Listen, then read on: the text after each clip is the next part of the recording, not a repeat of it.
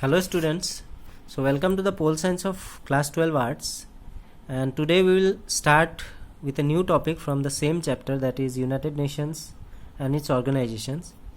And today's topic is jurisdiction of the UN. So if I say jurisdiction of the UN, that means jurisdiction is the term related to what? It is actually the official power to make legal decisions and judgments.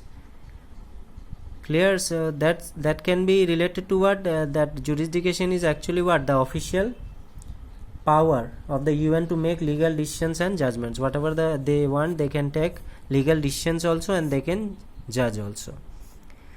So let us proceed then. The question of membership is a serious one. In addition, though, there are more substantial issues before the world. That means regarding the membership, it is a serious one, but apart from the membership issue also, there are more substantial issues before the world. That means many other problems are also there which should be highlighted through the UN. Why through the UN? Because the United Nations is actually the mediator. That means if two countries have a problem or have a conflict, then who is the mediator? Who can solve? The UN can be the mediator and can solve. And if the UN does not come to solve that conflict, so that will turn into what? That will turn out to be a warlike situation. So if there is a warlike situation, it's not good for any country. So for that reason, it is written that the membership issue is a serious one, but in addition to that also, many issues are there before the world. As the UN completed 60 years of its existence, the heads of all the member states met in September 2005 to celebrate the anniversary also and to review the situation. So in order to do what? That means in order to celebrate 60 years of its existence, that means if you count from 1945, the existence date, from 2005 it will be 60 years. So in order to mark the anniversary, clear? All the member states met in September 2005. Clear? To celebrate 60 years, all the member states, how many member states were there? They gathered and they met in September 2005. The first thing to celebrate the anniversary, and the second thing to review the situation. The leaders in this meeting decided that the following steps should be taken to make the UN more relevant in the changing context. So when the member states, at the head of the member states gathered to mark the celebration also and to review the situation also, at that particular moment only they decided, all the head of the member states decided that some steps should be taken. For what? To make the UN more relevant in the changing context. More relevant means more practical, the UN should be there. That means some member states should not tell the UN as the partial one. All member countries should tell UN as the transparent organization. For that reason, all the head of the member states countries decided that to make UN more relevant, they should take some steps. Clear? So let us see what the steps were taken actually in that meeting.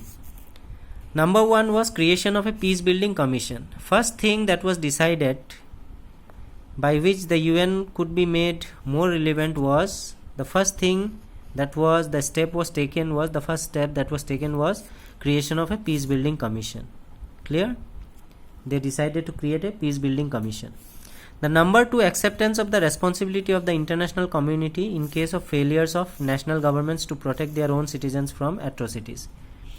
And the second step that was taken was acceptance of the responsibility of the international community. Clear? International community here can be related to UN also, because UN is acting as the mediator and every country must abide by the rules and regulations, or whatever the legal decisions and judgments are given, all the countries should follow that. So in case of that, what will happen if in a country like suppose in India, if the government failure is there, government failure which is related to what? If suppose the government in India is not able to protect its own citizens from atrocities and they are becoming dictators, so that means what? The government has failed at the national level. So for this, who should take the responsibility? the responsibility should be taken by whom? The international community. Here just assume as the responsibility should be taken by the UN. Clear? For the reason that in the national level, in a country suppose like India, the government has failed to protect their own citizens from atrocities. For this reason, the UN should come and take the responsibility, being an international community. Clear?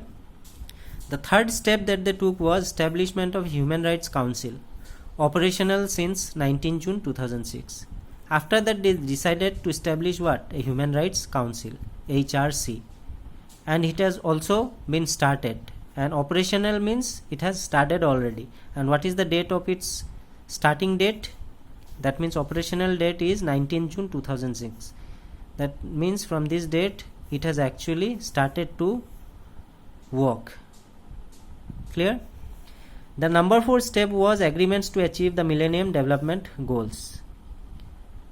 So there some Millennium Development Goals were decided. According to that, earlier it was decided that according to the Millennium Development Goals, all member countries should work to achieve that. But in order to achieve that, now one agreement has been made. Clear? And according to that agreement, what will happen? According to that agreement, it will have to achieve the Millennium Development Goals. That means MDGs. Then the next step was condemnation of terrorism in all its forms and manifestations. That means what? If terrorism is there, that means that will have to be condemned. That means no one will support this term terrorism. No country in the world should support this term terrorism, and it should be condemned by each and every country in the world. So that step that was taken was what? Condemnation of terrorism in all its forms and manifestations. That means if terrorism is in various forms, all the forms and its manifestations should be actually condemned by each and every country in the world. That was the 5th step. The number 6 step was creation of a democracy fund. Number 6, it was decided that in order to make UN more relevant, it was decided that there will be a creation of democracy fund. Clear? After that, number 7 was an agreement to wind up the trusteeship council. Clear? And after that, lastly, what was the decision taken regarding the trusteeship council? That in order to wind up this trusteeship council, there needs to be an agreement between these member countries of the UN. So with that last step, they decided that to wind up the trusteeship council, they will have an agreement. They will make an agreement related to the winding up of trusteeship council. Clear? So these were the 7 steps that were taken when they met in September 2005. That means head of the member states all met in September 2005, and that was to mark the anniversary, that means 60 years, completion of 60 years of the UN also, and to review the situation also. And during that gathering only, the leaders decided that in order to make UN more relevant, they should take some steps. In order of that, they have taken 7 steps. Try to memorize all these points. So after that, it is not hard to see that these are equally contentious issues for the UN. What should a peace building commission do? There are any number of conflicts all over the world. Which ones should it intervene in? Clear? So after making all these steps, there were a lot of questions. Firstly, that there were equally, that means it is not hard to see that these are equally contentious issues for the UN. That means apart from when we started, we read that membership issue was a serious one, and substantial issues, many substantial issues are also there. So but after reading all these points, we came to know that many contentious issues are also there for the UN. So after that, as they in their first step, when they mentioned that a peace building commission will be created, so according to that, what should a peace building commission do? That was actually needed. What is the function? What will be the function of the peace building commission will be actually? So there are any number of conflicts all over the world. Which ones should it intervene in? So suppose many countries are there in the world, So related to that world, suppose that in 10 or 12 countries in the world conflict has arises. So actually the UN will be, how the UN will decide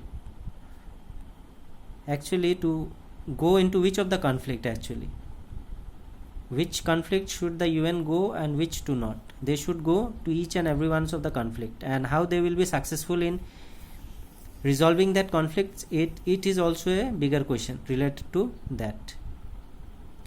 Is it possible or even desirable for it to intervene in each and every conflict? So it is not possible also. If they are thinking also, they will go to each and every conflict and they will try to resolve that, but practically it is not possible for the UN. Similarly, what is the responsibility of the international community in dealing with atrocities? So if it is related to atrocities, so what is the responsibility of the international community? So you can see here that many questions are there related to the role of the UN as the mediator. As they are the mediator, their role is also very bigger in number. So after that, what are the human rights and who should determine the level of human rights violation and the course of action to be taken when they are violated? So all these questions are asked for the reason that the UN is the mediator, and the UN is actually an international organization that is acting as the mediator. Clear?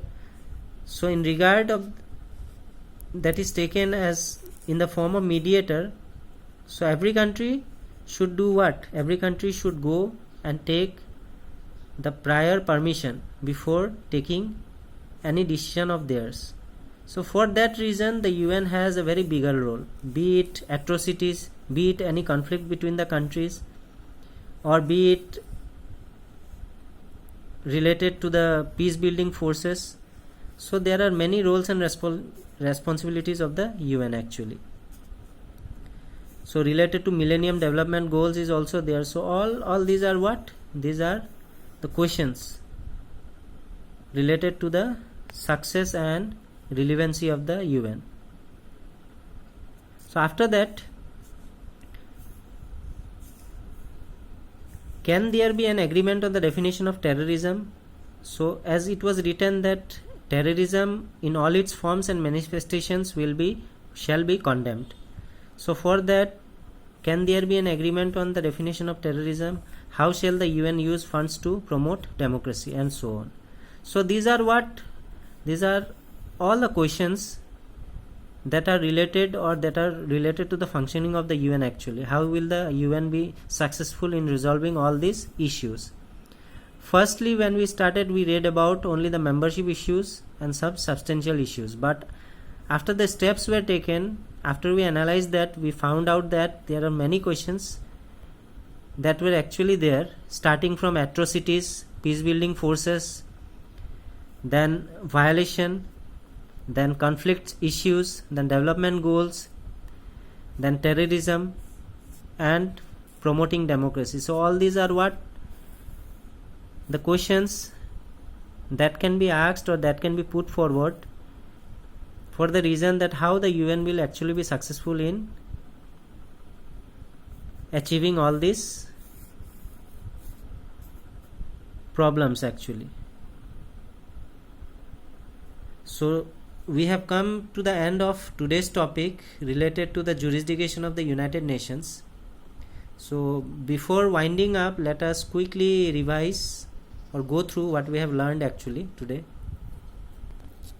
We have started from the jurisdiction of the UN, and we have read about that in order to celebrate 60 years completion of 60 years of the UN, that is from 1945 to 2005, and to review the situation also, all the heads of the member states of the UN actually met, and in that meeting only they decided that some steps should be taken to make UN more relevant. So 7 steps were taken, starting from peace building commission, then to accept the failures of national government, number 3 to establish a human rights council, then to achieve agreement to achieve Millennium Development Goals, then 5thly to condemn the terrorism or the terrorism act, then 6th it was to create the democracy fund, and 7th, an agreement to wind up the trusteeship council. So all these steps